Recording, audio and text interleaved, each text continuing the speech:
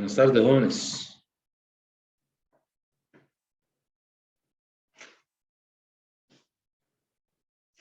Buenas tardes. Hola, saludos. Bueno, vamos a continuar con el material. No sé si tienen alguna pregunta de lo que hemos estado viendo sobre oscilaciones.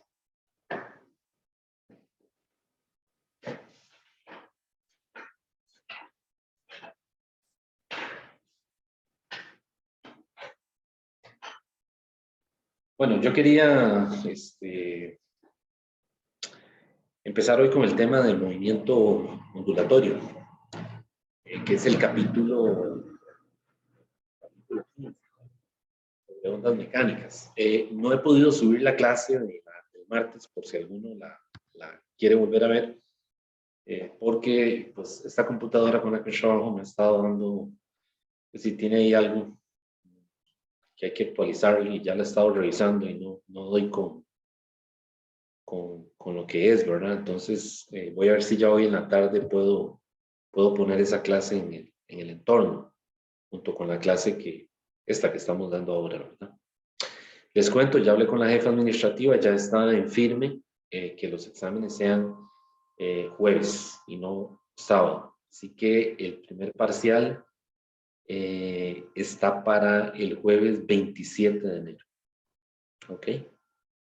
Así que lo que veamos hasta una semana antes, ¿verdad? Entraría en ese examen. ¿De acuerdo? Y pues lo vamos a hacer en el horario de la clase, digamos los jueves a la 1. Y bueno, tengo que hacerlo oficial, ¿verdad? Enviárselos en un correo y toda la cosa, pero para que sepan, ¿verdad? Los exámenes se van a hacer jueves. Ok, bueno, y esto es suponiendo que todo va a estar bien, ¿verdad? Es decir, es decir, que esto no se va a descomponer con el asunto de esa variante que hay ahora del COVID, ¿verdad? Igual, si tuviéramos que hacerlo virtuales, pues, no, se hace el examen virtual y punto, ¿verdad? No hay otra cosa que se pueda hacer. Bien, entonces, yo quería empezar hoy con el tema de movimiento periódico, perdón, movimiento ondulatorio.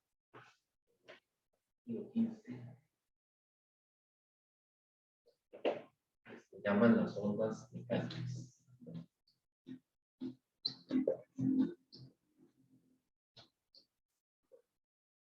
Ondas mecánicas.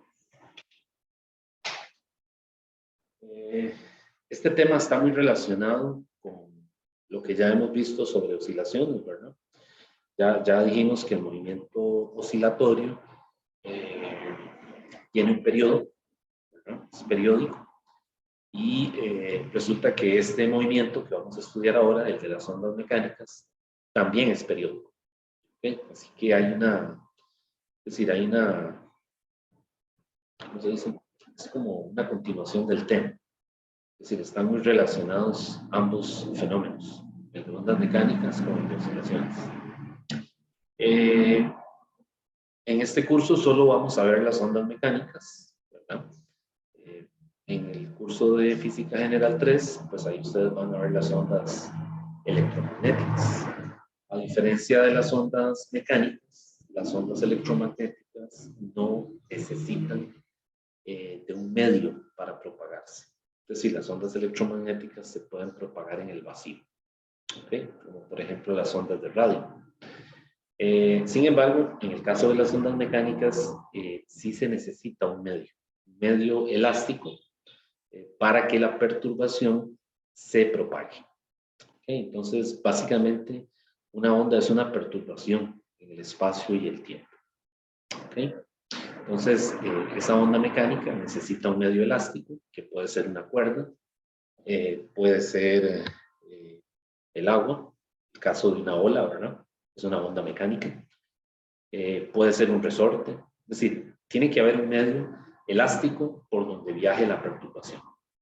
¿Okay? Entonces, en el caso de una cuerda, pues el medio es la propia cuerda, ¿verdad? Cuando nosotros tenemos una cuerda, ¿verdad? Y la tenemos tensa y le damos un impulso, que vamos a ver es una ondulación, ¿verdad? Que viaja por la cuerda. Entonces vean que esa ondulación que viaja por la cuerda es la perturbación, es el frente de la onda, se le llama también así, ¿verdad? Y la cuerda, pues, es el medio para que se propague esa perturbación. ¿Okay? Entonces también nos interesa estudiar las características del medio por donde se propaga la onda. ¿Okay? Entonces vean que las ondas mecánicas transfieren energía y momento lineal, ¿verdad? Porque el pulso se mueve con una velocidad U. Sin embargo, vean que no desplaza materia, ¿verdad? Es decir, cuando pasa la perturbación, no transporta materia, ¿verdad? Es decir, una partícula de la cuerda no se mueve, sino simplemente lo que ocurre es que por ahí pasa la perturbación. Entonces, las ondas mecánicas no transportan materia. ¿Okay? Ahora bien, como hemos venido estudiando los diferentes temas en física, ¿verdad? Cuando ustedes comenzaron con la física general 1, pues le dijeron que es necesario implementar un modelo, ¿verdad? Para estudiar el fenómeno. Por ejemplo, cuando estudiaron caída libre, pues el modelo del cual les hablaron es la partícula, ¿verdad? Una piedra se suelta desde cierta altura y podemos visualizar esa piedra como que si se tratara de un objeto material sin dimensiones. Bueno, resulta que para estudiar las ondas mecánicas necesitamos cambiar el modelo.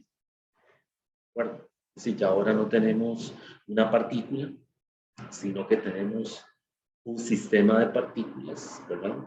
Que son las partículas de las que se compone el medio elástico. ¿De acuerdo? Pero vean que esas partículas realmente ellas no se trasladan porque pertenecen a la cuerda, ¿cierto? Entonces aquí, para estudiar ondas mecánicas, tenemos que dejar de lado el modelo de la partícula, ¿verdad? Y adoptar el modelo que se llama el modelo de un continuo, como en el caso de los fluidos, ¿verdad? Cuando estudiamos los fluidos, lo vimos como un continuo, es decir, una colección de partículas tan grande que no podemos estudiar una sola, ¿verdad? Sino que tenemos que adoptar ciertas propiedades que nos permitan describir el comportamiento de ese fluido como un todo. ¿De acuerdo? Pues aquí pasa lo mismo. En el caso de las ondas mecánicas, pues para estudiar esa perturbación, dejamos de lado el modelo de la partícula. Y ahora nos vamos a interesar en las propiedades generales de esa perturbación. ¿Okay? Bueno, hay muchas formas de clasificar las ondas, dependiendo dependiendo de la complejidad, ¿verdad? Sobre todo matemática, a la hora de estudiar una onda.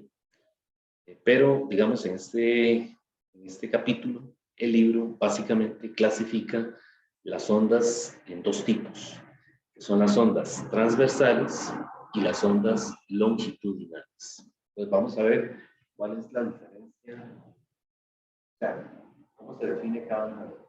Entonces, la clasificación va a ser ondas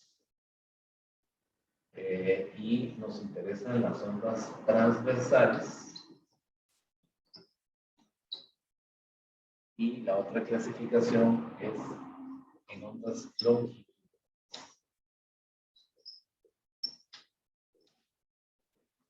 El caso de una onda transversal es el caso de una cuerda, ¿verdad? Eso es una onda transversal. Siempre que yo le dé un impulso a la cuerda y se ve la perturbación donde va, ¿verdad? Bueno, eso es una onda transversal. ¿Por qué le llaman así? Bueno, porque un punto que pertenezca a la cuerda, ¿verdad? Suponiendo que este es el pulso ondulatorio, ¿verdad? Donde va la perturbación, un punto que pertenezca a la cuerda, cuando la perturbación pasa por ahí o cuando la onda pasa por ahí, lo que va a hacer ese punto es moverse en dirección perpendicular a la dirección de propagación de la onda. ¿De acuerdo? Entonces, el frente de la onda se mueve en la dirección del eje X positivo, con una velocidad v. ¿verdad? Pero el punto que pertenece a la cuerda, cuando pasa la perturbación, solamente se puede mover hacia abajo o hacia arriba, perpendicular a la dirección del movimiento del propio pulso. Entonces, cuando eso ocurre, pues estamos hablando de una onda transversal. Bueno. Ahora, ¿cuáles son las ondas longitudinales? Las ondas longitudinales, ¿dónde podemos ver un ejemplo? Bueno, en el caso de un resorte, por ejemplo. Imaginen que tenemos un resorte que está colocado sobre una mesa. Entonces, ese resorte está en una superficie horizontal. Yo le puedo aplicar un impulso. Es decir, le puedo, ¿cómo se dice?, pegar un jalón o tratar de comprimirlo y luego liberarlo. Entonces, lo que vamos a ver es que un punto del perteneciente al resorte, hay una región, digamos, donde está ese punto que está más ennegrecida o más oscurecida, si cabe esa palabra. Entonces, esta región en donde hay una compresión del resorte es el pulso ondulatorio. Ese es el pulso ondulatorio. Igual que aquí, ¿verdad? Esta región es el pulso ondulatorio. Entonces, en el caso de un resorte, cuando yo lo estiro, ¿verdad? O sea, cuando lo estiro y lo suelto, o lo comprimo y lo suelto, lo que se va a ver, bueno, el ojo humano no lo puede ver, no lo detecta, porque ocurre muy rápido, es instantáneo, pero si lo vemos en un video, ¿verdad? Un experimento en donde se filme ¿cómo se dice?, la compresión o el estiramiento del resorte, se va a ver una región así, una región más oscura, ¿verdad?, por decirlo de alguna manera, en donde ¿cómo diríamos?, los aros de los que pertenece, que se forma el resorte, están más comprimidos. Entonces, en esa región es que se está moviendo, ese es el pulso ondulatorio. Entonces, un punto del resorte, vean que ahora se mueve paralelo a la dirección de propagación del propio pulso. Y eso es entonces una forma de clasificar ese movimiento como una onda longitudinal. ¿Okay? Entonces, básicamente tenemos dos tipos. Ondas transversales, el punto que pertenece al medio elástico, se mueve perpendicularmente, hacia arriba o hacia abajo, ¿verdad?, perpendicular a la dirección de propagación del pulso. Y la onda longitudinal es cuando el punto que pertenece al medio elástico, ¿verdad?, un punto en el resorte, se mueve paralelo a la dirección de propagación del pulso. ¿Okay? Hay otras formas de clasificar las ondas. Y eso ya, como les decía, va a depender de la complejidad matemática con la que se esté tratando el tema. Este tema de ondas se puede ver a un nivel bastante básico, ¿verdad?, como lo presenta aquí el capítulo, pero también dependiendo del alcance, ¿verdad?, es posible que el tema se ponga más complicado matemáticamente. ¿Okay? Esto ya va a depender del curso, ¿verdad?, la naturaleza del curso y lo que se esté estudiando. Pero nosotros aquí lo vamos a ver, digamos, pues, a un nivel que no es básico tampoco, pero que es un nivel así, digamos, intermedio. Mientras que comenzamos a construir el concepto. Si ustedes consultan algún otro libro, por ejemplo el Alonso, en el volumen 2, que tiene la parte de ondas, van a darse cuenta que ahí el Alonso es más rudo, ¿verdad?, más profundo. Usa más mate, mucho más, el tema lo complican más. ¿Okay? Por supuesto, el tratamiento es más profundo. Pero, bueno, la idea es decirlo, ¿cómo se dice?, sentando la base del tema. Ok, entonces vamos a trabajar con esa clasificación. Ondas transversales y ondas longitudinales. Otro ejemplo de ondas longitudinales es el sonido, las ondas sonoras, ¿verdad? Por ejemplo, cuando alguien toca un instrumento de viento, ¿verdad?, una flauta o una trompeta, básicamente lo que está haciendo cuando sopla es hacer que se propague una onda longitudinal a través de la tubería del instrumento. ¿Okay? Y ya el uso de las clavijas, ¿verdad? Que tocan, ya eso es otra cosa, eso es para darle un tono al sonido. ¿Okay? Pero bueno, básicamente vamos a comenzar estudiando las ondas transversales. ¿Okay? Bueno, entonces, muy importante, este punto que yo lo llamo P, usualmente los libros lo llaman el punto P, es un punto que pertenece a la cuerda. La velocidad de ese punto no es la misma que la velocidad del frente de la onda. Ok, entonces, ¿cómo las distingo? Bueno, por eso yo las llamo, a esta le llamo V, que es la velocidad del pulso. Esa V es constante.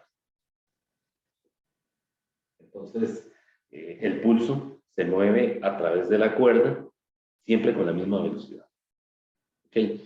Pero la velocidad del punto, esa yo la llamo con la letra V y le pongo Y. V sub Y, y esa V sub Y va a depender de X y va a depender de Y.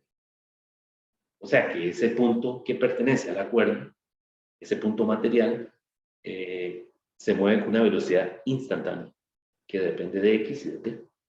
¿Okay? Entonces, por lo tanto, ese punto también se acelera. O sea, esa porción minúscula de la cuerda por donde pasó la perturbación, cuando la perturbación pasa, que el punto se levanta y vuelve a bajar, ese punto está acelerado. ¿Okay? Sin embargo, el pulso siempre se mueve con la misma velocidad. Bueno, entonces no hay que confundir esas dos velocidades. Una es constante, la del pulso, y la otra es instantánea, la del punto. La del punto material que pertenece al punto. ¿Sí? Profe, ¿podría repetir eso un momento? Es que no alcancé a Ajá, lo que sí. dijo. Sí, no hay que confundir esas dos velocidades. Una es la velocidad del pulso, o sea, tiene varios nombres, le dicen el pulso ondulatorio, la perturbación, el tren de ondas, tiene varias formas de referirse a eso, digamos a la ondulación que ustedes ven cuando uno le da un impulso a una cuerda. Entonces, esa ondulación, su velocidad siempre es constante. ¿Okay? Pero cuando esa ondulación pasa por un punto que pertenece a la cuerda, que lo levanta, ese punto, su velocidad es instantánea. O sea, depende de la X y depende de la T, como lo escribí aquí. Entonces, el pulso se mueve con velocidad constante. El pulso, por lo tanto, no acelera. Pero el punto sí acelera. ¿De acuerdo? O sea, ese punto que pertenece a la cuerda, algunas veces su velocidad aumenta o disminuye, dependiendo de las características, obviamente, qué sé yo, de la cuerda y también de la forma de la onda, etc. ¿Okay? Entonces no hay que confundir esas dos velocidades. Ya por ahí vamos a ver cómo se calcula. ¿Okay? Bueno, entonces vamos a seguir, si no hay ninguna pregunta.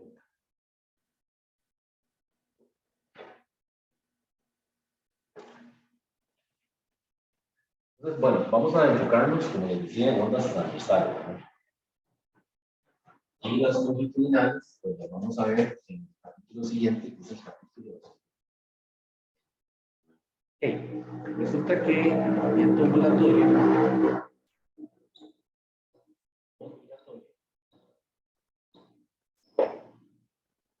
es periódico.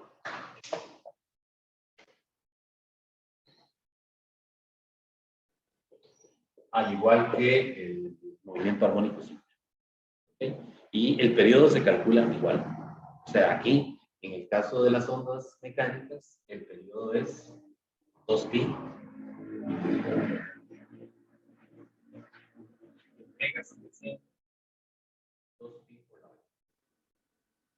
Vean que estas bombillas que las venimos viendo desde física 1, ¿verdad? Cuando ustedes estudiaron movimiento. No le escucho muy bien, no sé si solo soy yo. No sé los demás. No toco. Bueno, ahí ya le escuché. ¿Sí me oye? Ahí le escuché. Sí, no he tocado no he tocado nada de la compu. Se supone que así, es decir, así, esta fue la última clase que yo di el martes.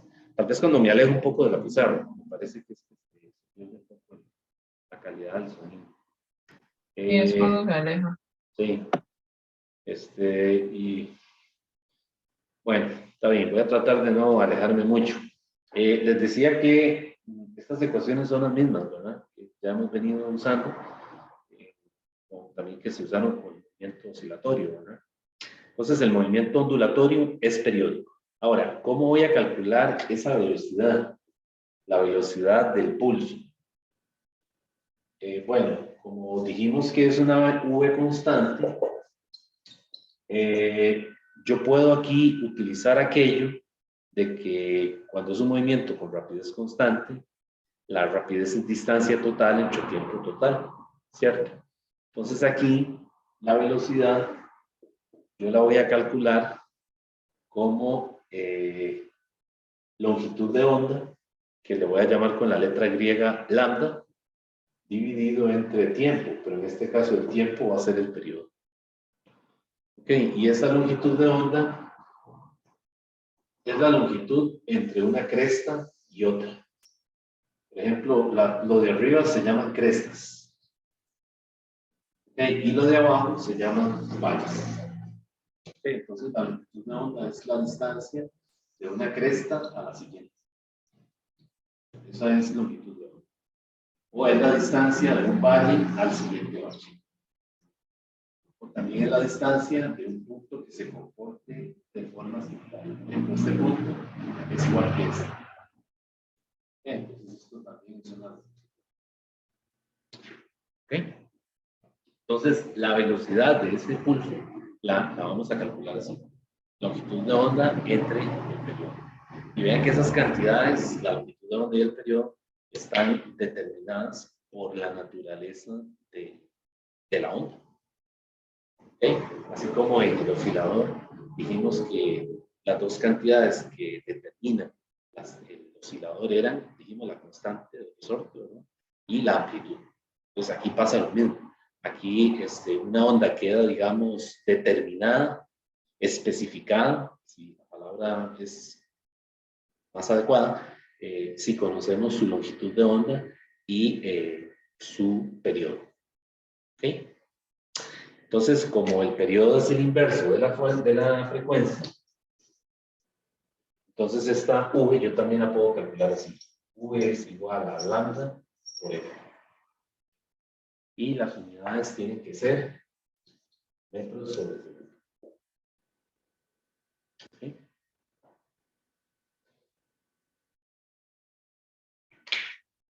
Bueno.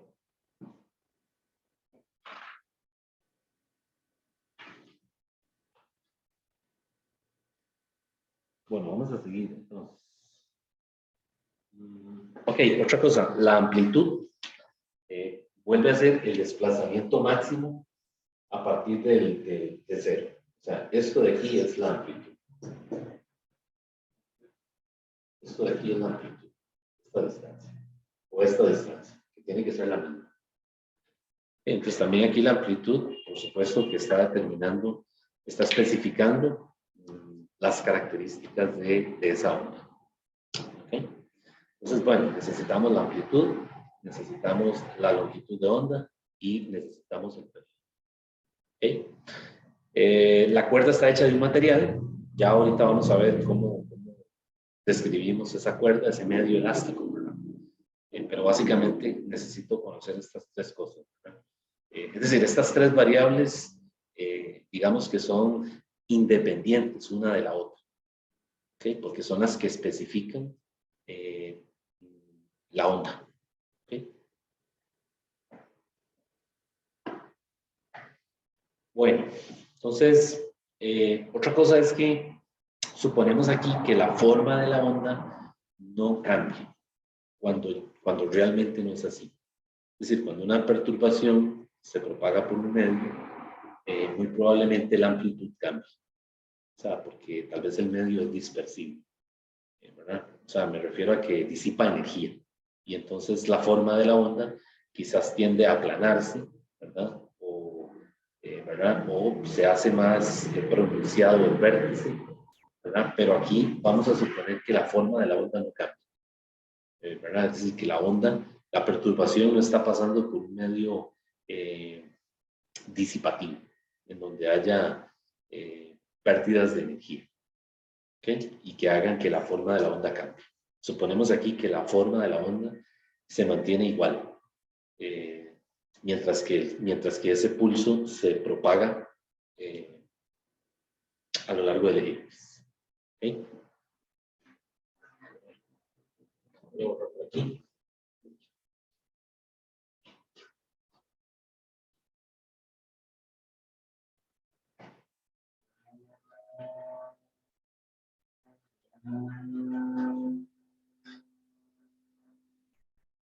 Bueno, ahora necesitamos hacer una descripción matemática del fenómeno.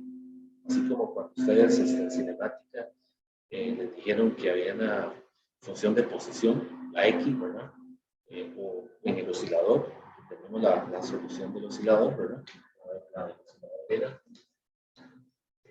X de t igual a A por el coseno o el seno, ¿verdad? Omega t más phi. Entonces, esa es la descripción matemática. ¿Okay? Entonces, en la onda necesitamos algo similar. ¿Okay? Pero en el caso de las ondas, resulta que es una perturbación no solo en el espacio, sino también en el tiempo. O sea, para cada instante y para cada X. Así que la descripción matemática la vamos a llevar a cabo a través de una ecuación que tenga esta forma. Y xt, x, t, tiene que ser una función de x más menos menos. Esta ecuación. Entonces, esta es, digamos, la descripción matemática que vamos a utilizar para comprender el comportamiento de las ondas. ¿Okay? Entonces, ¿qué dice aquí? Bueno, lo que le dice es que para que uno tenga una onda viajera, o sea, una onda que se mueve con una velocidad v, necesito una función que tenga esta forma. O sea, que en el argumento de la función tenga esta forma, x más menos b por t. ¿Okay?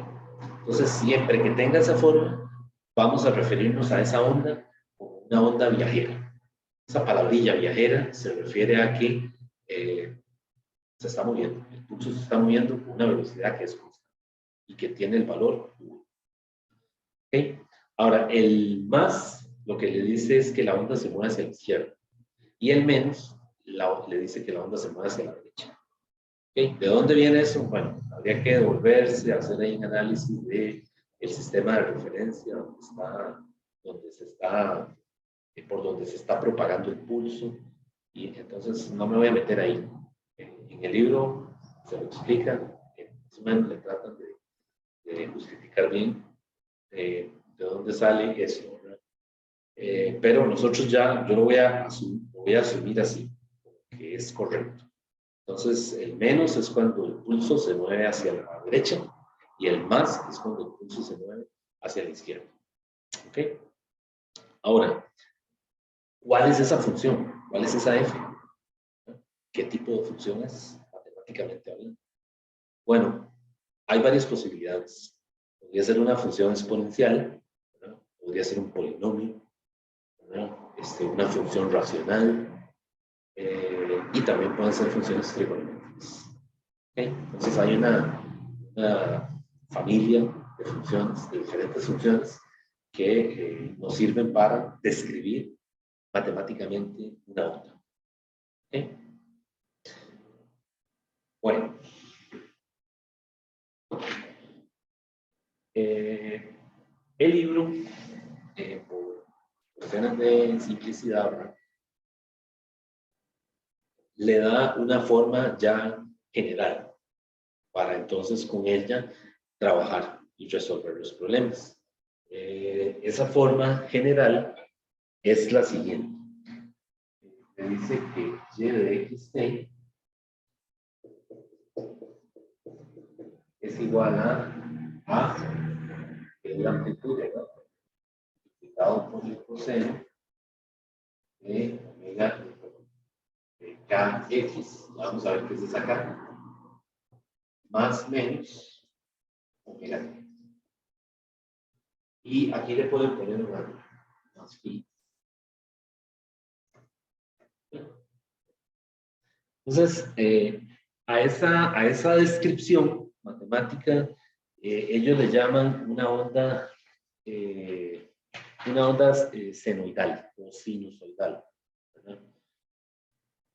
Una onda sinusoidal. Y esa palabra lo que le dice, lo que está diciendo es que es una función trigonométrica. Entonces, con esta onda, con esta descripción, es que intentamos resolver los problemas que nos van a poner ahí, ¿verdad? Acerca de este tema.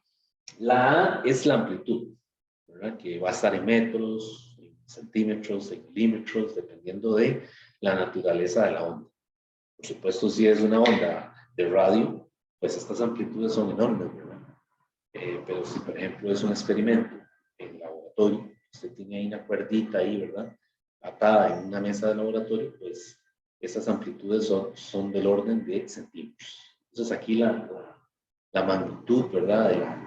De la amplitud va a depender del fenómeno en cuestión, ¿verdad?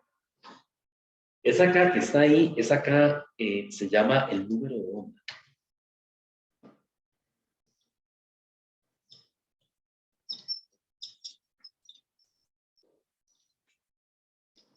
El número de onda. Está definido, lo podemos calcular como 2pi dividido entre lambda. Lambda, que es la longitud de onda, ¿no? La distancia entre las crestas o la distancia entre los valles. ¿Qué unidades tiene el número de onda? Las unidades que tiene son unidades de distancia a la -1. Entonces también el número de onda se expresa en radianes. ¿Qué dice la fórmula? Sobre metro. ¿La de acá? 2pi entre lambda. 2pi entre lambda. 2pi entre lambda. Entonces las unidades son radianes sobre metro o también metros a la -1.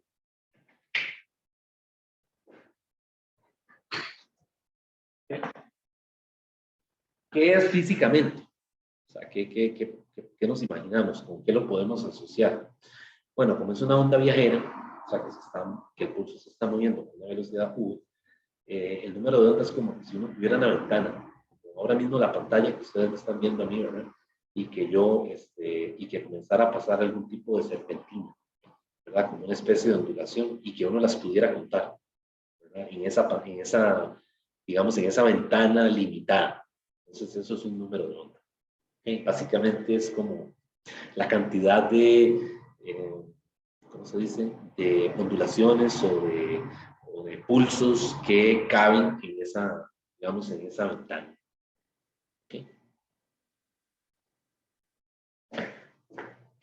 La omega, pues, es lo mismo que hemos venido usando, ¿verdad? Omega es 2pi por la frecuencia. Y este ángulo, pues, tiene el mismo nombre, ¿verdad? Se llama una constante de fase. ¿Okay? Y a todo el argumento se le llama la fase del movimiento. Entonces, algunas veces en los problemas digamos, que aparecen por ahí, algunas veces le dice calcule la fase del movimiento. Y ahí es todo eso, ¿no? Es un ángulo también, que yo lo llamo phi igual a kx más menos omega t más phi. Entonces, este phi son distintos. Todo esto es la fase del movimiento y solo la phi es la constante. ¿Okay? Ahora, como les dije, el libro adopta esta función, que puede ser coseno o también seno, pero no necesariamente siempre va a ser una función trigonométrica. Es decir, una onda mecánica se puede describir por alguna otra función. ¿Sí? Otra función que no tiene que ser una función trigonométrica, ¿verdad? Y entonces, ¿cómo saber, verdad? ¿Cuáles son las que sirven y cuáles no? Ya por ahí después vamos a ver vamos a tratar de dar respuesta a eso. ¿Okay? Pero por ahora, digamos, adoptamos esta, que es la que el libro le da con coseno. Si ustedes quieren usarla con seno, también va a ser lo mismo que en el caso de las oscilaciones. Lo único es que matemáticamente hay una diferencia de fase de pi medios entre la función seno y la función coseno. ¿Okay? Entonces, yo les recomiendo, sí, ¿verdad? Si por ahí se les ha olvidado, que vayan a su libro de mate, ¿verdad? De precálculo y le echen una repasadita a esa parte, ¿verdad? De las funciones trigonométricas, las características que tiene, ¿verdad? Porque eso ayuda mucho a visualizar también la parte física, ¿verdad? De los problemas. Ok. Bueno, entonces vamos Profe, a... Dígame. una pregunta. Bueno, el argumento del coseno era la fase de qué? Es que se me fue el nombre. El argumento es la fase, le dicen la fase del movimiento. Ah, ok, gracias. Bueno, con gusto, la fase del movimiento. Y solo al anglillo ese phi le dicen constante. De un libro a otro, los autores algunas veces cambian un poquito, voy a hacer para atrás porque parece que hay un efecto ahí de se habla sobre iluminado.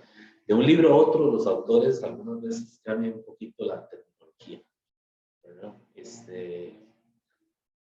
Por ejemplo, si es que el tema lo leen en el libro de Resnick lo tiene súper completo, ¿verdad? Muy bonito, muy formal. Y este otro cierre se lo da un poquito más, menos formal, ¿verdad? No por ello pierde rigurosidad, ¿verdad? Pero Resnick se lo detalla más. Así que, por si lo están leyendo del libro de otro, ¿verdad? Ok. Bueno, entonces, vamos a continuar, ¿verdad? Estudiando esto.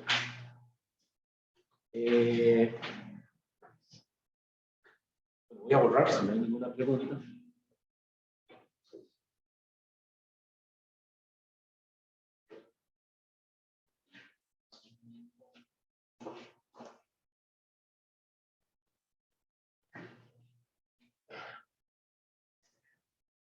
Bueno, ¿de dónde sale esa Y? Ahora sí que yo les había dicho que esa Y no necesariamente tiene que ser una función trigonométrica.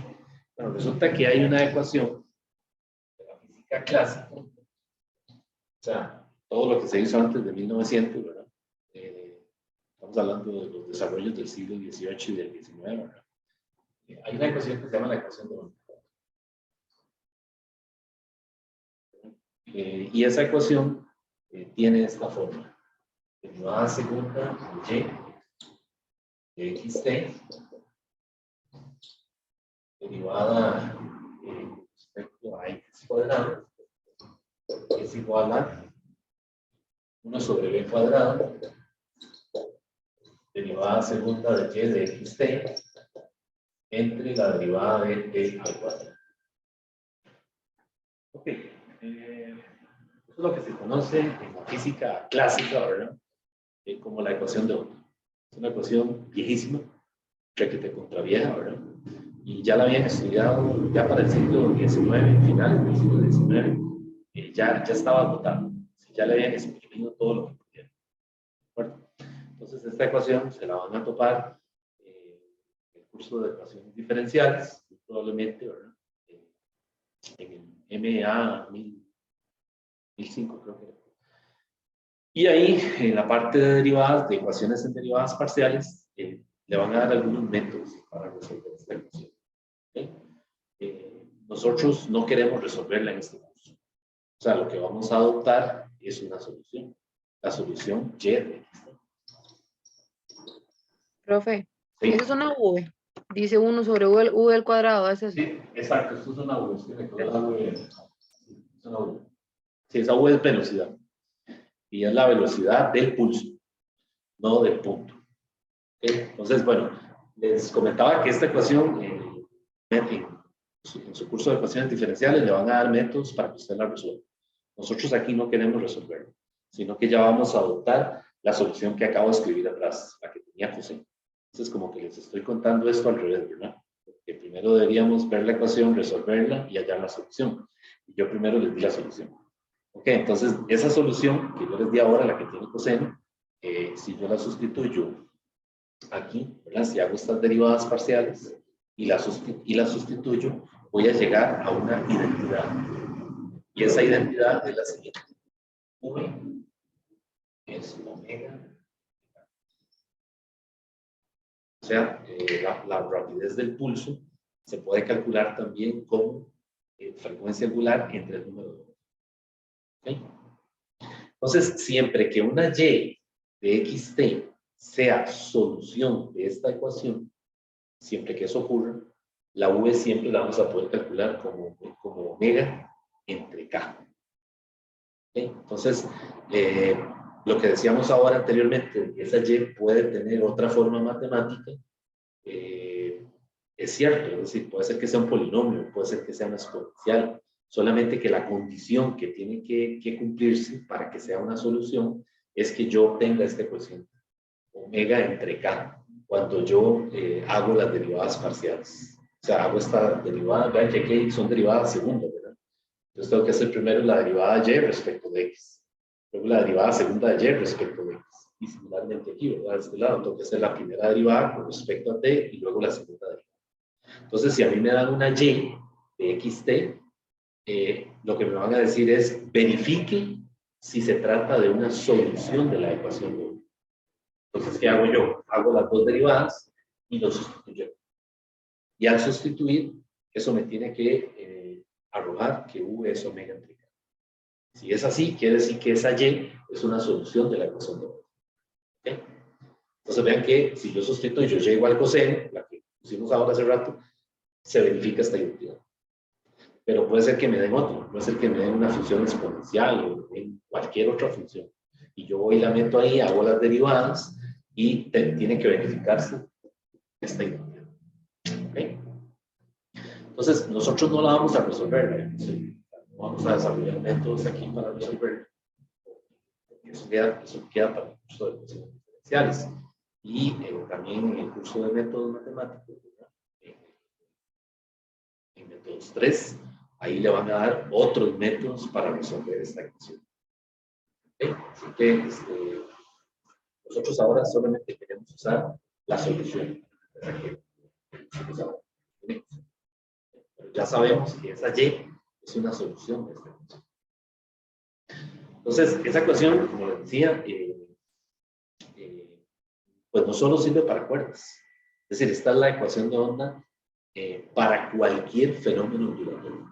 Sean ondas transversales, sean longitudinales, sea sonido, sea luz, lo que sea. O sea, cualquier fenómeno que sea ondulatorio, ya sea una onda mecánica o una onda electromagnética, se puede resolver con esta ecuación. Solamente que si es una onda electromagnética, pues esta V va a ser la velocidad de la luz. ¿Okay? Pero la ecuación mantiene la misma forma. De hecho, Maxwell, el que desarrolló la teoría electromagnética, que luego lo van a estudiar en física 3, pues él usó esta ecuación para llegar a sus famosas ecuaciones, ¿verdad?, del electromagnetismo. Así que esta ecuación le resuelve a usted todo lo que se le aparezca por delante, ¿verdad?, que tenga que ver con ¿okay? Por supuesto, en la física clásica, ¿verdad? Es decir, ya para fenómenos de nivel atómico, ¿verdad?, mecánica cuántica, mecánica estadística, ya la cosa cambia, ¿verdad? Ya, es decir, estas ecuaciones hay que modificarlas. Pero para todos los fenómenos de física clásica que sean ondulatorios, esa ecuación es basta y sobra, ¿verdad? Ok, bueno, entonces ya tenemos entonces tres formas de calcular, por decirlo de alguna manera, la V. Omega entre K, lambda entre T, ¿cuál era la otra? Lambda por T. Entonces, esa es la rapidez del pulso, o sea, la perturbación que está viajando por la puerta. ¿Okay? Bueno, entonces, vamos a seguir, voy a borrar aquí.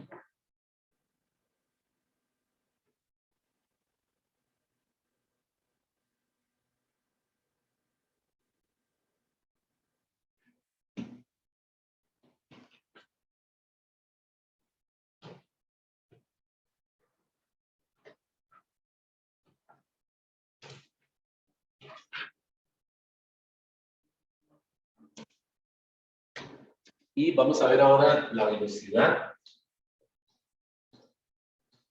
y aceleración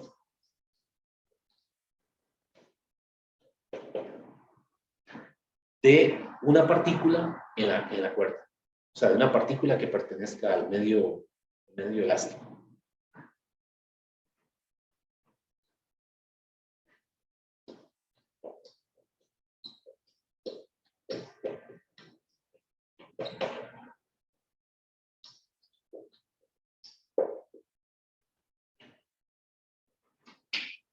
Que también se llama la velocidad y la aceleración transversales. Estas fórmulas que vamos a poner ahora son con respecto al punto P que está, digamos, pintado en la cuerda, por donde pasa la ondulación, ¿verdad? La perturbación.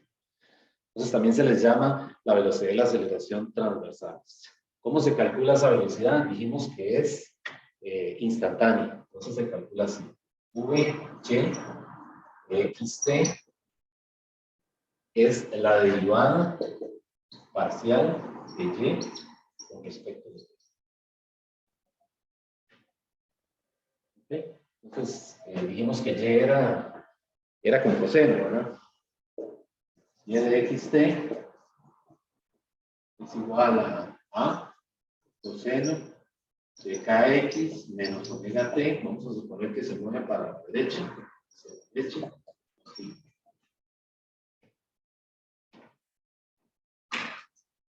Entonces, cuando hago esa derivada, ¿cómo me quedaría? Sería la velocidad en y. Tengo que derivar con respecto a t, ¿verdad? Entonces ahí sería omega por a por el seno de kx menos omega t. Así. Sí, ¿verdad? Ahí en derivada. La derivada de seno, coseno menos seno. Sería omega por a, seno, kx menos omega t. ¿Está bien, verdad? Ok. ¿Cuál sería el valor máximo? El valor máximo de esa velocidad transversal en y es el valor absoluto de v y de x. Y para que esto sea máximo, el seno tiene que ser ¿cuánto? 1. Quiere decir que el valor máximo de la velocidad transversal es solamente omega t. ¿Qué unidades tiene esto? 800. Y la aceleración de x, t es la derivada parcial de v xt respecto de t. Entonces volver a derivar esto, que ahora sería entonces menos omega cuadrado por a por el coseno de kx menos omega t.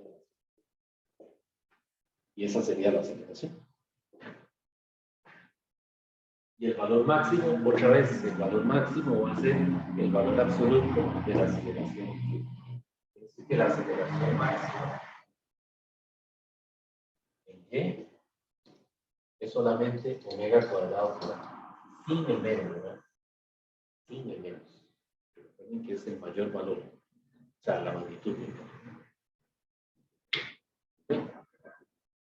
Ven que al igual que el más, cuando la aceleración, en realidad la aceleración en un movimiento ondulatorio es proporcional ¿a quién? A y de xt. Y la constante de proporcionalidad, ¿quién es? Omega al cuadrado. Bueno, todo eso que está aquí es la y.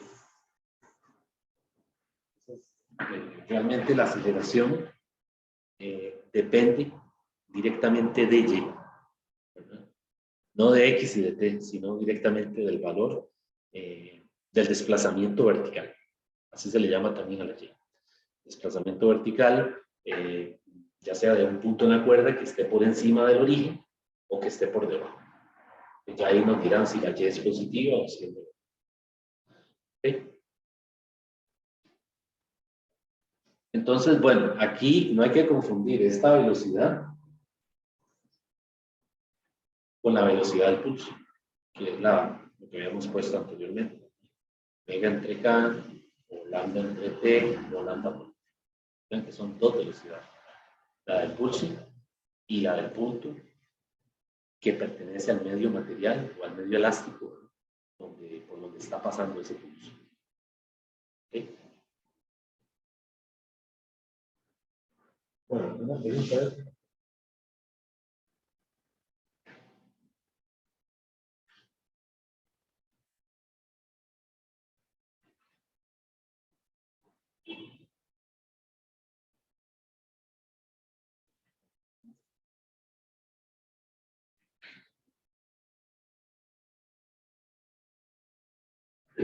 Voy a borrar entonces.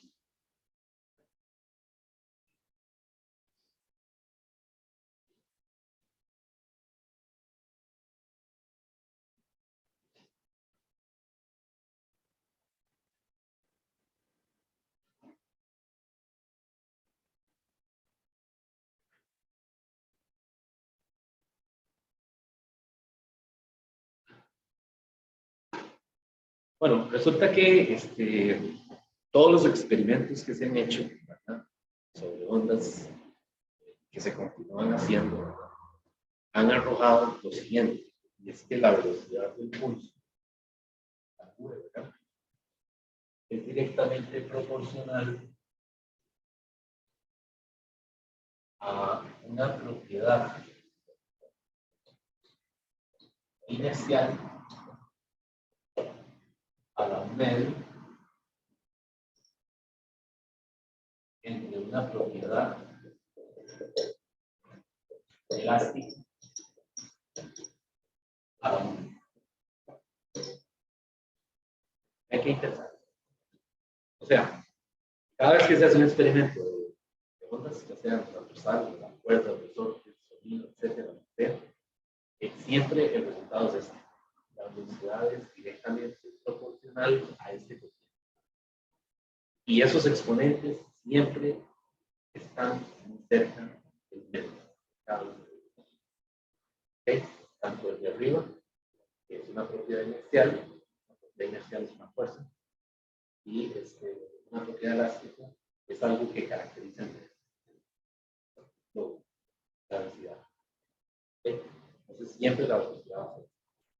Entonces, en el caso de una cuerda, cuando una cuerda, cuando el pulso pasa, viaja con una cuerda, la velocidad resulta que esa velocidad se puede calcular de la siguiente manera. V es igual a raíz de Ft entre M.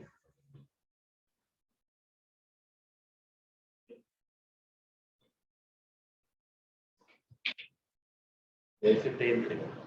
Esa Ft es tensión.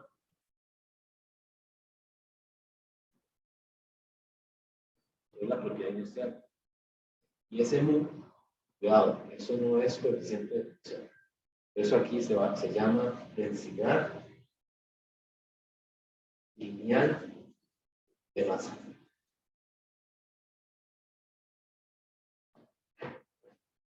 Densidad lineal de masa. Así se llama. ¿Okay?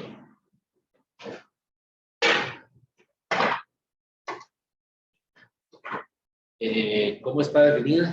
Bueno, esa cambié de marcador porque eso está como muy, la punta como muy fina, no sé si se ve bien, ¿no? Ese mu es masa de la cuerda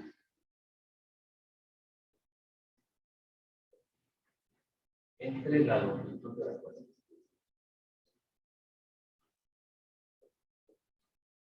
Así se define, masa de la cuerda entre la longitud de la cuerda. Las unidades que tiene ese mu son kilogramos.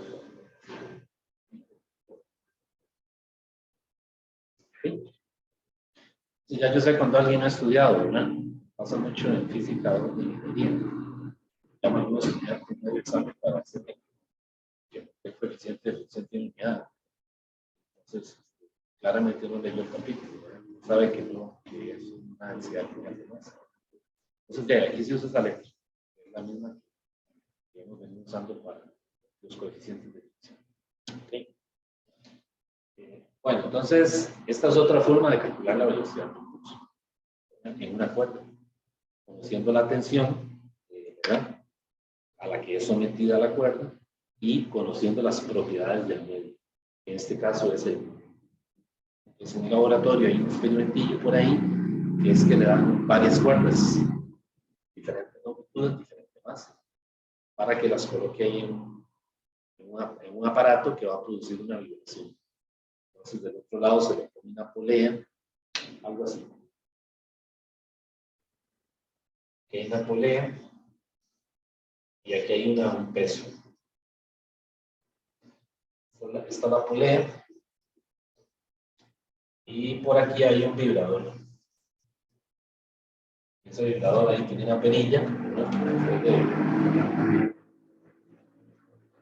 Comienza ahí a regular la frecuencia de la perilla y se comienza a producir pulso en la cuerda. La cuerda está tensa porque pasa por una polea y la parte de abajo hay peso. Entonces la cuerda está tensa. Entonces este aparato, el vibrador ese, uno le va aumentando la frecuencia, ¿verdad? Y entonces el pulso comienza a viajar por la cuerda. ¿Okay? Y entonces podemos cambiar la cuerda, la longitud de la cuerda, ¿verdad? La cambiamos por otra cuerda, y así podemos cambiar entonces las propiedades del medio elástico. ¿Okay? Para medir la velocidad, ¿verdad? O sea, lo que queremos es medir la velocidad.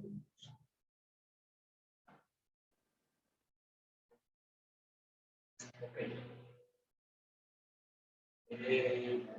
Ahora, ¿cómo llegan a esto? ¿Verdad? ¿Cómo llegan a esa fórmula que tiene esa raíz? En el libro, digamos, le hacen un análisis usando la segunda ley de Newton para llegar a esta ecuación. Es una vía, un camino, ¿verdad? Entonces lo que hacen es que cuando va pasando el pulso, ¿verdad?, construyen una circunferencia imaginaria. Tiene radio R.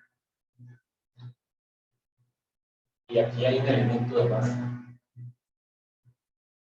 Un elemento de masa delta M. Ese delta M se lo ve aquí. Es un punto, ¿verdad? Entonces, cuando el pulso pasa por ahí, por ese punto, resulta que la cuerda está tensa. Entonces, una componente de tensión para acá, una componente de tensión para acá. Es simétrico. Entonces, hay dos componentes horizontales de fuerza, dos componentes verticales. Este ángulo de aquí, este zeta, es igual que este zeta. O sea, todo lo hace simétrico. Entonces, cuando suman fuerzas, suma de fuerzas igual a masa por aceleración, ¿verdad? Esta masa es el delta M. O sea, es la porción, ¿verdad?, el elemento diferencial de masa de esa cuerda. Entonces, en ese momento, supone que esa porción de la cuerda es como que si estuviera en un movimiento circular de fuerza. Entonces, esta aceleración la cambia en velocidad cuadrada sobre el tiempo. Si fuera una partícula, no mucho diferencia. Como dicen ustedes, entonces hacen algunas otras consideraciones de tal manera de que logran, a partir de la segunda ley de Newton, llegar a esta ecuación. Es la raíz de la tensión y de la densidad. No lo voy a hacer todo, pero lo puedo ver ahí en el libro. Que hacen esta ecuación. Está en la página 484. Quieren ver ahí, está más o menos explicado, ¿verdad? Si lo quieren ver con más detalle, por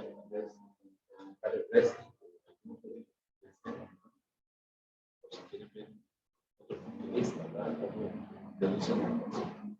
Okay. Aquí lo hacen con segunda lectura, no necesariamente. De hecho, siempre este mejor resultado lo tiene el resultado de la no sé si escuchan el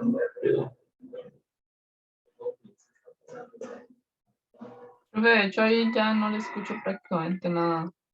es que está pasando esta gente que anda, no sé si, recortando el cesto, que vienen, que van como 8 personas o 10 personas, todos con una máquina de esas para sacate. Entonces, y atrás vienen otros con unas sopladoras, ¿verdad? Repitiendo el sacate. Eso es lo que, no sé si están oyendo en este momento. Ok, bueno. Vamos a continuar. No sé si hay alguna pregunta a eso.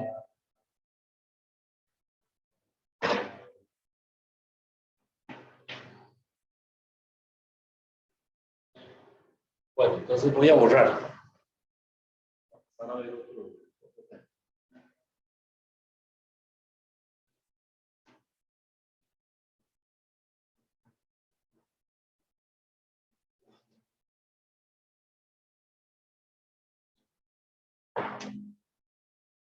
Bueno, vamos a ver ahora energía.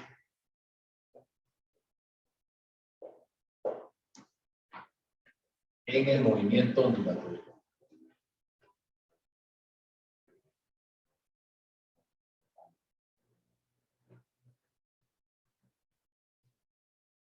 Energía en el movimiento ondulatorio. Bueno, ya ustedes estudiaron en el curso anterior la ley de conservación de la energía, ¿verdad? Dijimos que para aplicarla, el sistema tiene que estar aislado. Cuando decimos aislado es que no pueden haber transferencias de energía del interior del sistema hacia los alrededores, ¿verdad? Ni al revés. O sea, no puede entrar ni salir energía en el momento en que se está estudiando el movimiento. Entonces ya cuando se le ponía fricción al plano inclinado, ya eso no era un sistema aislado. Porque cuando el bloque baja por el plano inclinado, el roce, ¿verdad? De las superficies produce un trabajo que es el trabajo que efectúa la fricción. Y realmente es energía que sale del sistema a lo que lo rodea, que es el entorno. ¿De acuerdo? Eso fue lo que estudiamos en física 1. Bueno, resulta que aquí, como se trata de una perturbación que viaja por un medio elástico, realmente no podemos aplicar la ley de conservación de la energía, porque no es un sistema aislado. Es decir, cuando la perturbación pasa, no solo transfiere energía, sino que también transfiere movimiento, porque el pulso va con una velocidad 1. ¿Okay? Entonces aquí, en ondas, no podemos hablar de un sistema aislado, ¿okay? Porque realmente la energía se transfiere. ¿Okay? Entonces, ¿qué nos interesa más? Bueno, nos interesa calcular la potencia. Recuerden que la potencia es la razón de cambio con la que se hace trabajo. Entonces, en el caso de las ondas, me interesa más bien estudiar esa rapidez, ¿verdad? O esa razón con la que se efectúa trabajo. ¿Okay? Ahora, una porción de la cuerda, ¿verdad? Volvemos otra vez al elemento de masa de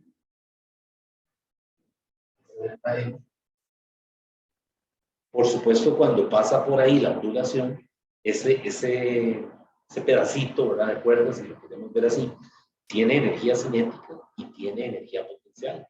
Porque recuerden que la cuerda está horizontal, ¿verdad? Y cuando la perturbación pasa, ¿qué hace con el punto? Ese punto P lo eleva, ¿verdad? O sea, lo levanta perpendicularmente y vuelve otra vez a descender perpendicularmente a la dirección de propagación del pulso. Entonces, realmente ese punto de la cuerda sí tiene energía cinética y sí tiene energía potencial cuando pasa la perturbación. Lo que pasa es que esa suma no es constante. O sea, para diferentes X y diferentes T, ese E igual K más U va a ir cambiando. ¿Por qué? Porque la energía se transfiere. ¿Okay? Entonces no podemos aislar el sistema, o sea, no podemos aislar el pedacito de cuerpo, ¿de acuerdo? Porque tendríamos que aislar la perturbación y no podemos hacer eso. Okay, entonces, en ondas, esta suma, gamma sub, no es constante.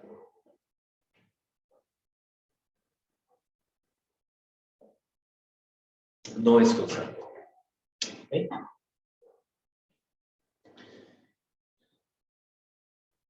Bueno, entonces, ¿cómo vamos a calcular la potencia en el caso de las ondas? Bueno, resulta que tenemos potencia promedio, física 1, ¿verdad? Vieron que había potencia promedio y también hay potencia instantánea. Entonces, en este caso, en ondas pasa lo mismo. O sea, el pulso se puede propagar con una, ¿cómo se dice? Una potencia que es constante, ¿verdad? O puede ir cambiando esa potencia conforme cambia la X y la T. Porque recuerden que la onda depende de que Y depende de X y de T. Entonces, esa potencia la vamos a calcular de esta manera. Esa potencia de XT partimos de que es fuerza, la componente Y de XT, por la velocidad en Y de XT. O sea, partimos del hecho de que potencia es fuerza por velocidad. Pero solamente ahora estamos viendo, digamos, la parte vertical. Porque ese punto, digamos, es el que se eleva cuando pasa la perturbación. ¿Okay?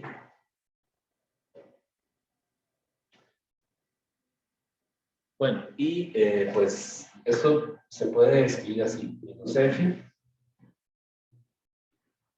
derivada parcial de Y respecto de X, por la derivada parcial de Y respecto de T. De esa manera.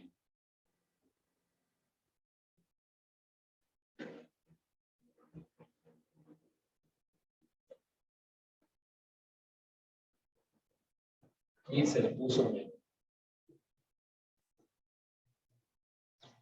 Ahí los detalles de la ecuación, la parte matemática, no voy a hacer toda la deducción, sino partimos de aquí, ¿verdad? Por ahí ya ustedes después lo pueden ver en el libro. Y lo que yo voy a hacer es que cojo la solución, la T de XT, ¿verdad? Y la voy a derivar con respecto a X, y luego la derivo con respecto a T, y multiplico, ¿verdad? Y entonces voy a llegar a esta ecuación.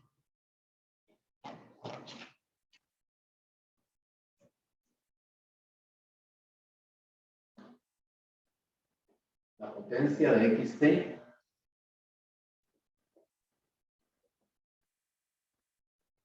va a ser igual a F, a FT, ¿verdad? Esta es la FT, atención, multiplicado por K, por omega, por A cuadrado, seno cuadrado de KX menos omega T. Esa es la potencia instantánea. ¿Okay? ¿De dónde salió esa ecuación? De lo que les dije ahora, ¿verdad? Cojo la solución, la Y, y la derivo primero con respecto a X y luego con respecto a T. Y entonces de ahí voy a obtener esa ecuación. FT, ¿verdad? Multiplicado por K, omega, la amplitud al cuadrado, seno cuadrado de KX menos omega T. Suponemos que el pulso se está moviendo hacia la izquierda, perdón, hacia la derecha. Entonces vean que esa potencia es una función de la X y la T. Entonces es una potencia instantánea.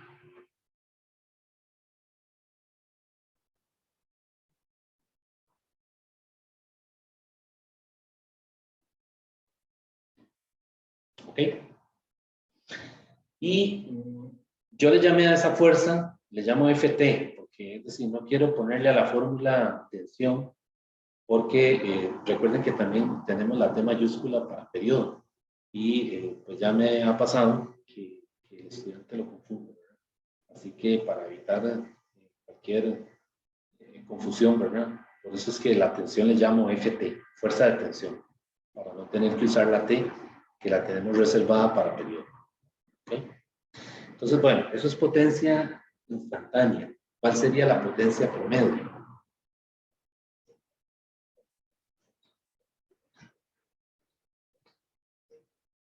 La potencia promedio es un valor constante. Es la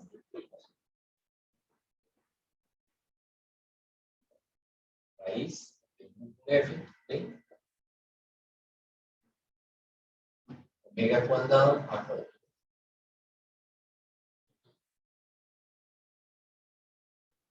Dividido entre 2. Eso es potencia promedio. Entonces vean que aquí el ritmo, ¿verdad?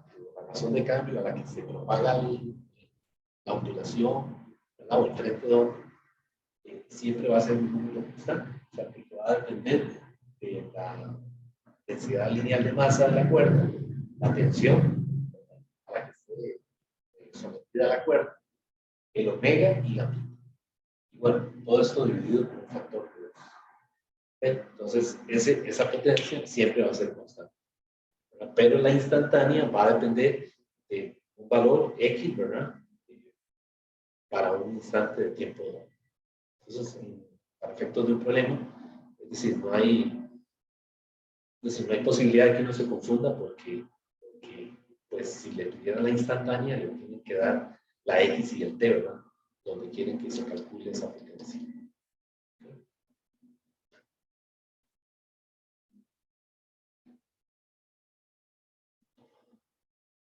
Ya que el omega cuadrado y el a cuadrado no están dentro de la raíz, o sea, están fuera de la raíz. Entonces, cuidado con eso, ¿verdad?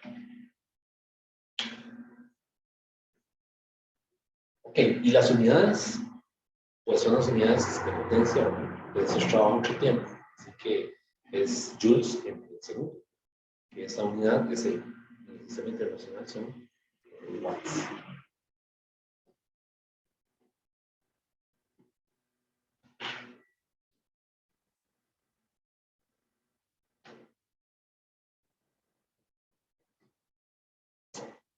Entonces, bueno, en el caso de las ondas, nuevamente, ¿verdad? El movimiento ondulatorio, dado el modelo que estamos usando, no podemos aislar el sistema.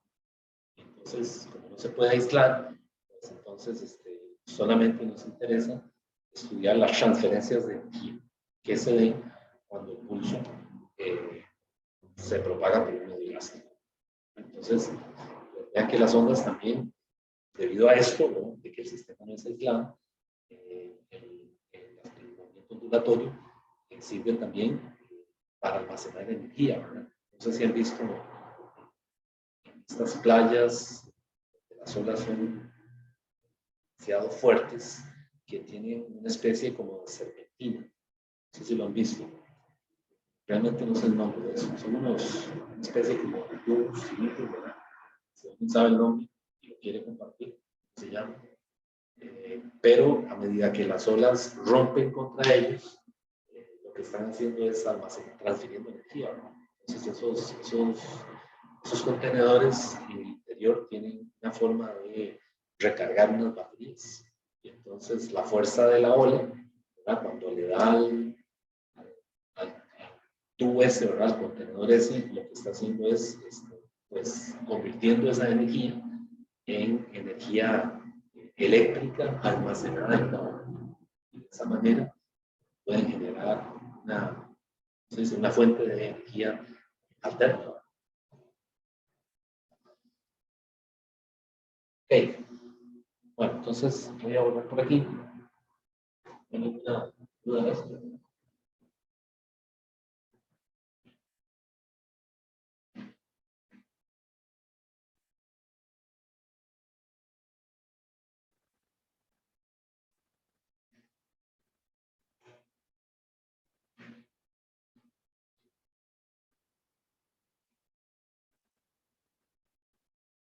Bueno, vamos a ver ahora una nueva cantidad que se llama la intensidad de una onda. Y la vamos a denotar con la letra mayúscula I.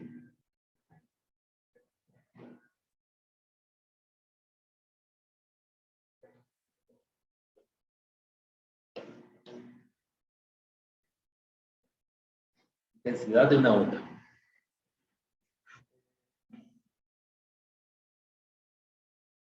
Bueno, ya les había dicho que hay varias formas de clasificar las ondas. Nosotros adoptamos el caso de la onda transversal y la longitudinal, pero también una forma de visualizar las ondas es imaginándoselas desde un punto de vista tridimensional, como que si fuera un frente de ondas esférico que se está propagando. Por ejemplo, uno tira una piedra, ¿verdad?, en un estanque, el agua está en calma, ¿verdad? Lo que se observa que es un patrón, ¿verdad?, de aros concéntricos que salen hacia afuera, ¿verdad? Entonces uno puede imaginarse que hay alguna fuente que está produciendo una onda y suponemos que esa fuente sea puntual. Por ejemplo, una bombilla, una bombilla que esté dando luz, o también puede ser un altavoz que esté sonando. Entonces nosotros nos imaginamos frentes de onda que fueran esféricos.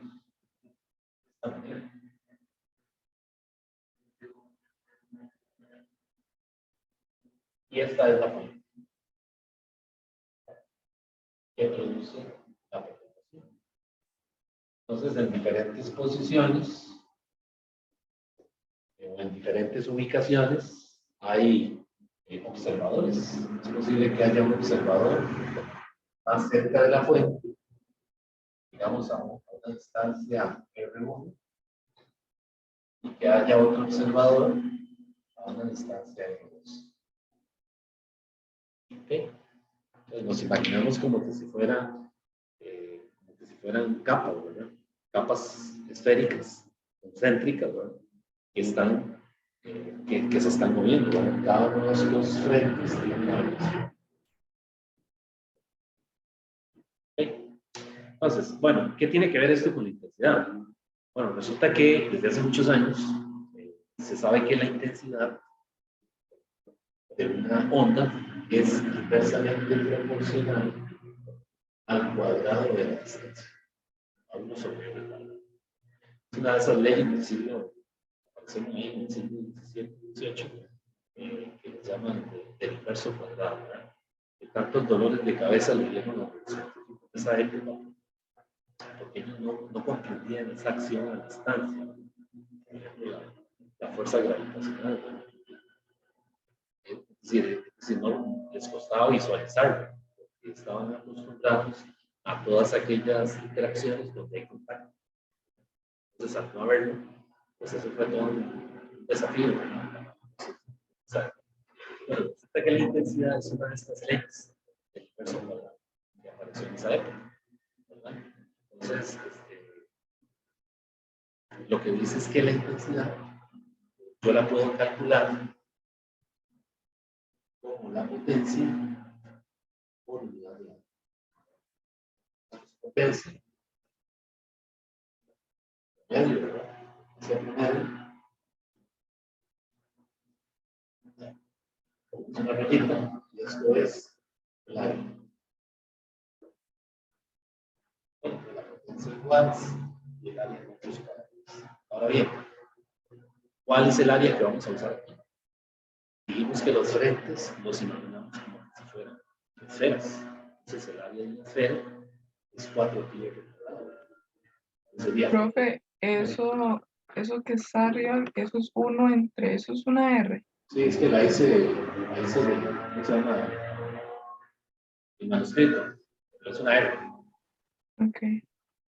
Entonces la potencia promedio, la intensidad es potencia promedio y entre 4. ¿Qué unidades tiene? Watts. Recuerden que las unidades, si ustedes las van a poner toda la letra, tiene que ir en minúscula. Si van a poner el símbolo, es en minúscula. Si van a poner watts, tiene que ser W minúscula. Si van a poner el símbolo, no, W minúscula. Entonces las unidades de la intensidad son watts y y eso es lo que se llama ley del cuadrado inverso de la intensidad. En esa época, ¿verdad? Para ellos costó darse cuenta de que era 1 sobre r, que la intuición lo engaña a uno. Es decir, cuando usted está cerca de una fuente que emite sonido y obviamente se aleja, deja de percibir con menor intensidad el sonido. Pero no hay nada que le diga que el R lineal no es cuadrado. Es decir, esto es algo que también se tuvo que llevar a cabo muchas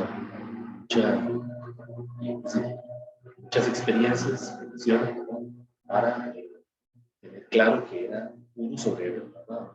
Y no 1 sobre R. ¿Okay?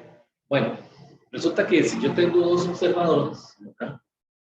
Que están en ubicaciones o en posiciones distintas con respecto a la fuente, la potencia es la misma para ambos observadores. ¿Por qué? Porque la potencia es una característica del dispositivo que produce el sonido. ¿Sí? Radio, el altavoz va a tener una potencia que la especifica las características del equipo, ¿cierto? Entonces, en última instancia, esa potencia es la misma para el observador 1 y para el observador 2. Quiere decir que yo puedo hacer eso. 4pi R1 cuadrado, lo puedo igualar, digo, por I1, lo puedo igualar por 4pi R2 cuadrado. Puedo hacer eso, ¿verdad? Y esos 4pi los cancelo. Y entonces vean que me queda una relación que nos va a ayudar mucho, que es esta. I2 entre I1 es R1 entre R2 todo el cuadrado. Bien, R1 entre R2 es la raíz cuadrada de I2. Ya que los índices están cruzados, ¿verdad? Ya por ahí nos está diciendo que efectivamente es una ley del inverso cuadrado, ¿verdad? Entonces, esta relación nos ayuda a resolver algunos problemas más adelante, cuando tengamos, por ejemplo, una fuente que emite sonidos, por ejemplo, un altavoz, ¿verdad? Entonces, tenemos 2 observadores, ¿verdad? Que están en posiciones distintas. Por ejemplo, un concierto, ¿verdad? Que haya alguien que está cerca de, ¿verdad? Donde tienen todo ahí, está la gente tocando, ¿verdad? Y hay otro que está a una distancia más alejado de la fuente del sonido. Entonces, esta relación nos permite entender cómo cambian las intensidades con respecto a cada uno de los observadores, cómo lo perciben, ¿verdad? La intensidad con la que perciben el sonido. No hay que confundir intensidad del sonido con el nivel de intensidad del sonido. Son cosas distintas. El nivel de intensidad es otra cosa, que después vamos a ver en el capítulo de sonido. Pero pues se los adelanto, son 2 cantidades físicas distintas, intensidad y nivel de intensidad. Al nivel de intensidad también le dicen algunas veces nivel sonoro. Pero aquí ahora lo que estamos estudiando es únicamente la intensidad.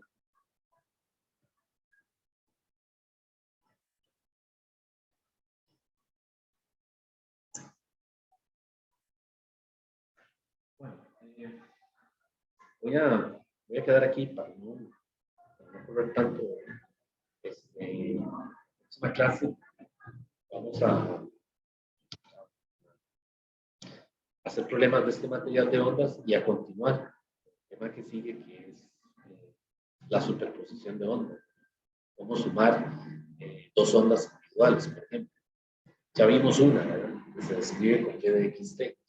Ahora, ¿qué pasa si tenemos 2 ondas? 2 ondas que se van a 2 pulsos ondulatorios, uno atrás del otro, ¿verdad? O 2 pulsos ondulatorios que se van a encontrar. Entonces, eso se llama una superposición, una sobreposición, cuando se forma un solo pulso debido a 2 pulsos individuales. ¿Okay? Pero primero tenemos que hacer práctica de eso. Yo mañana planeo dar una hora de consulta. Que podría ser, ayer se me hizo imposible darla, porque esta computadora me está dando problemas. Pero yo creo que ya hoy la termino de arreglar. Así que mañana probablemente dé una hora de consulta en la tarde. Tal vez tipo 3, 4. Por ahí yo les mando una invitación para que quiera conectarse. Bueno, no sé si hay alguna pregunta. Ahí. Entonces, pues ahora en la tarde voy a subir las 2 clases, esta y la del martes, y ya vamos a comenzar a poner por semana las secciones que se cubrieron de cada capítulo. Entonces voy a empezar en el de fluidos, que le pongo capítulo tal y las secciones que se cubrieron son tales. Ya ustedes saben cuáles son las secciones que tienen que estudiar concretamente. Bueno, jóvenes, entonces pues vamos a quedar aquí y pues continuamos el lunes con el material. Bueno, está Bueno, bien, profe, hasta muchas luego. gracias. Gracias. Bueno, Hasta luego. ok, hasta luego. Buen fin de semana.